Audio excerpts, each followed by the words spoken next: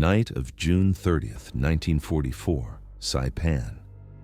The island, freshly seized, lay cluttered with half-built runways. Lights stayed dark to avoid shell fire. Only frogs croaked and patrol boots crunched. Then, the air raid siren screamed. A Japanese Betty bomber was inbound, heading for the new B-29 strip. On the blacked-out field, the P-61A Black Widow, nicknamed Moonhappy, shuddered to life. Inside, pilot Dale Haberman, gunner Raymond Mooney, and radar operator Dudley spoke little. Only the eerie green glow of the SCR-720 radar swept round. A blip appeared, 7 miles out. Haberman pushed forward, twin R-2800 engines roared, and the Widow clawed into the night sky. No one could see the target, but Mooney whispered, "Coming into range, hold steady, steady." At 600 meters, Haberman squeezed the trigger.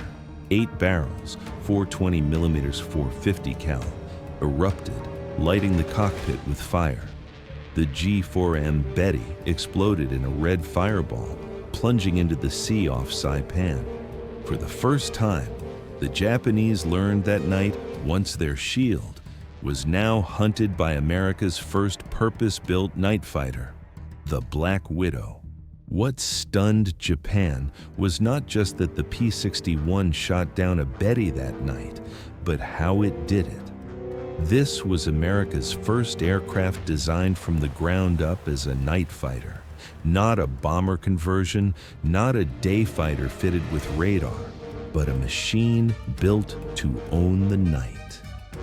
Its crew of 3, pilot, turret gunner, and radar operator, worked as one.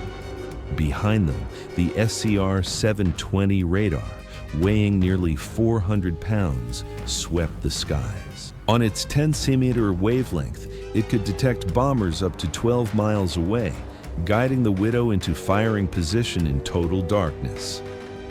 The Black Widow's firepower was devastating. 4 20mm Hispano cannons in the belly, plus 4 50 cal machine guns in a rotating dorsal turret. At night, one burst was enough to turn a Japanese bomber into a fireball. With a wingspan of 66 feet, weight near 29,000 pounds, and top speeds over 360 mph, the P-61 was no small interceptor. It was a true monster of the night, and with its ominous name, Black Widow, it struck fear into Japanese crews, who saw nothing but darkness until 20mm shells shredded their wings. Never before had radar, heavy firepower, and long range been united in one airframe. That was the Widow's USP. For the first time in history, the night sky itself became America's battlefield. In war, darkness had long been Japan's ally. From 1942 onward, G4M Betty and Ki-21 bombers often struck at night, raiding American bases on Guadalcanal, New Guinea, or harassing convoys in the Pacific. Ground gunners could fire blindly into the sky, but without true night fighters, the dark silhouettes still dropped bombs with impunity. America's first responses were improvised. The Douglas P-70 Havoc, essentially a converted A-20 bomber with outdated radar, heavy and short-ranged. A handful of British Beaufighters were borrowed, but too few to cover the vast Pacific. For U.S. troops and engineers, night meant fear of sudden attack. By mid-1944, as the Marianas Campaign unfolded, the problem grew critical. B-29 superfortresses were about to take off from Saipan, Tinian, and Guam, yet those giant runways were perfect targets for Japanese night raids. Without an aerial shield, the entire plan to bomb Tokyo could be delayed, even derailed. That was when the P-61 Black Widow entered the stage. It was more than a new aircraft, it was a new doctrine. The night will no longer belong to the enemy.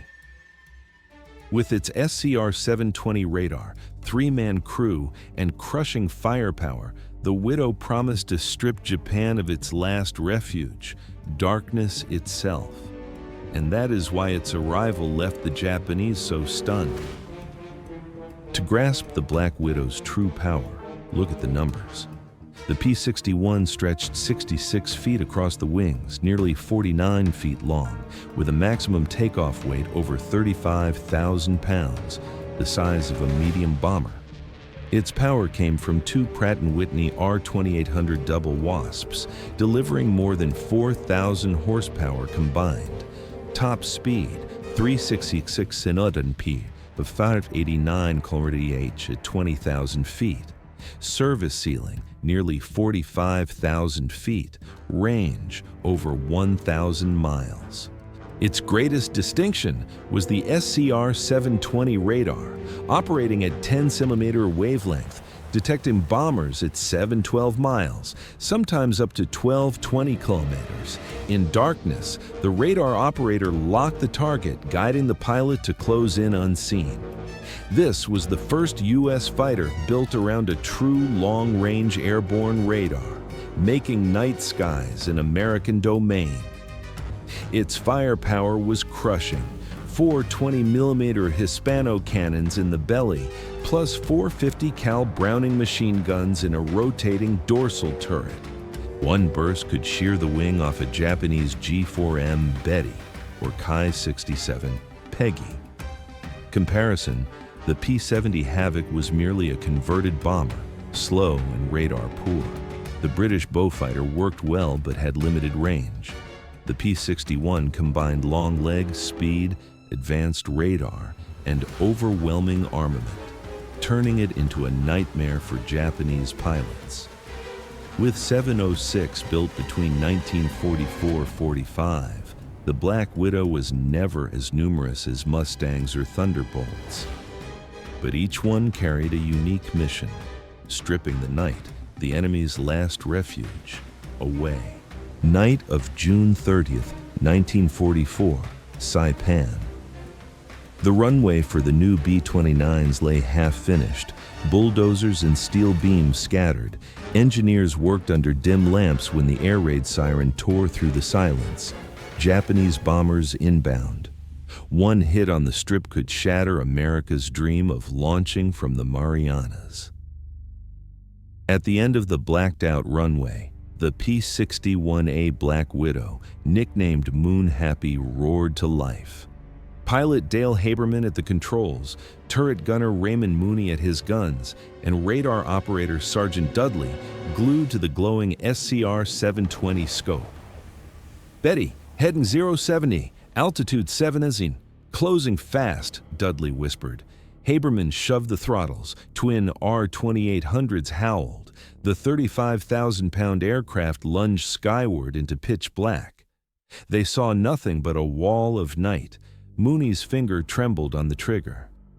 At 7 miles, the blip grew sharper. "Coming into range, hold steady," Dudley urged. At 600 meters, Haberman fired.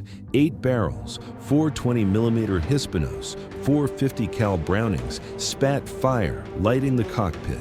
Rounds ripped through the wing and fuselage of the G4M Betty.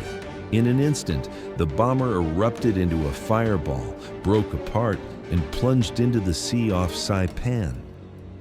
Haberman exhaled. Mooney muttered, "Tonight, the night isn't theirs anymore."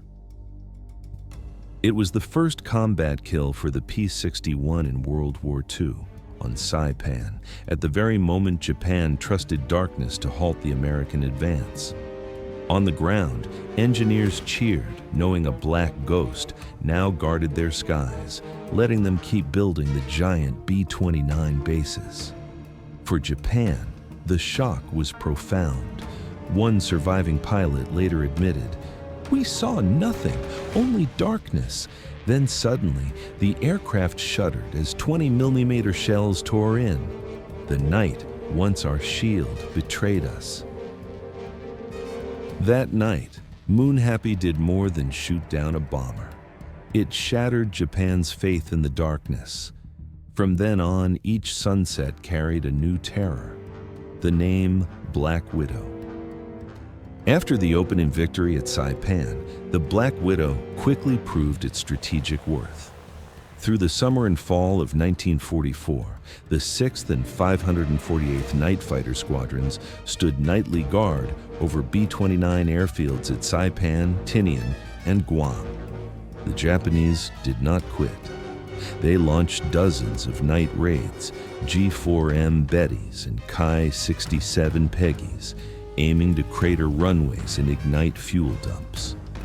For 3 tense months, sirens wailed hundreds of times. Each time, radar scopes lit up with a blip, then a burst of fire ended another bomber's run. By official records, in the Marianas late 1944, early 1945, U.S. defenses destroyed 37 Japanese aircraft, the majority falling to P-61s. Japan managed to destroy only 11 B-29s, far too few to halt the tide of super fortresses rising from those islands. Runways multiplied, and from them, Tokyo soon burned under relentless raids. The climax came at Iwo Jima in early 1945. P-61s flew over 1,600 night sorties, harassing and intercepting every attempt to strike back. Only 2 were lost to enemy fire, proof of the Widow's lethal efficiency. For Japanese pilots, the shock was psychological as much as tactical. Darkness, once a shield, had become a hunting ground. One pilot later wrote, "We felt radar was a demon's eye. To take off at night was to know something unseen was already waiting." The result was clear.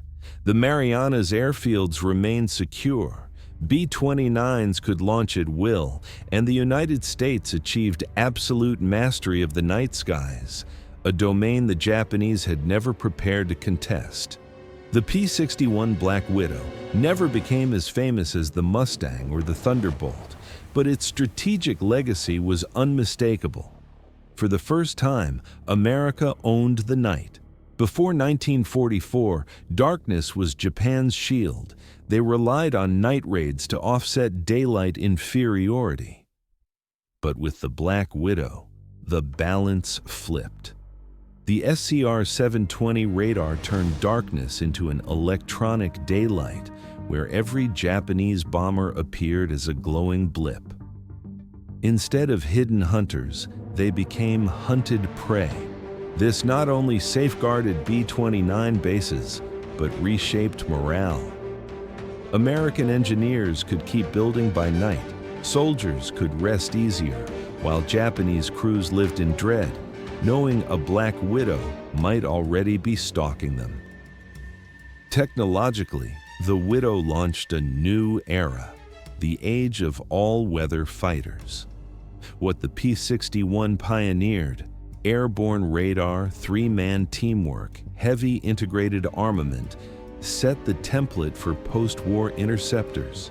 From the F-82 Twin Mustang and F-94 Starfire to the F-4 Phantom, all bore the imprint of that doctrine, to hunt in the dark.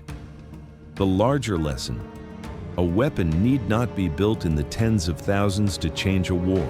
With only 706 aircraft, the P-61 achieved what thousands of anti-aircraft guns could not. It stripped the enemy of the night, and it closed the war with symbolic finality. On August 14, 1945, a P-61 named Lady in the Dark was credited with the Allies' last aerial victory, hours before Japan's surrender. A fitting curtain call for the aircraft born to dominate darkness. As dawn broke over Saipan, engineers kept building the giant B-29 runways. But in memory of the night before, no one forgot the Black Widows that had prowled silently overhead, striking unseen, then fading back into the dark. The P-61 was never produced in vast numbers, yet it proved one truth: even the night, once Japan's refuge, could be conquered. Its legacy remains, from Moonhappy's first kill over Saipan to Lady in the Dark's final victory that closed World War II. It is the story of a Black Widow, a machine that turned darkness itself into a weapon. If you want to uncover more untold histories, where overlooked machines and ordinary men shaped extraordinary turning points, join us. This is Oblivion Archive, where history lives again in every detail.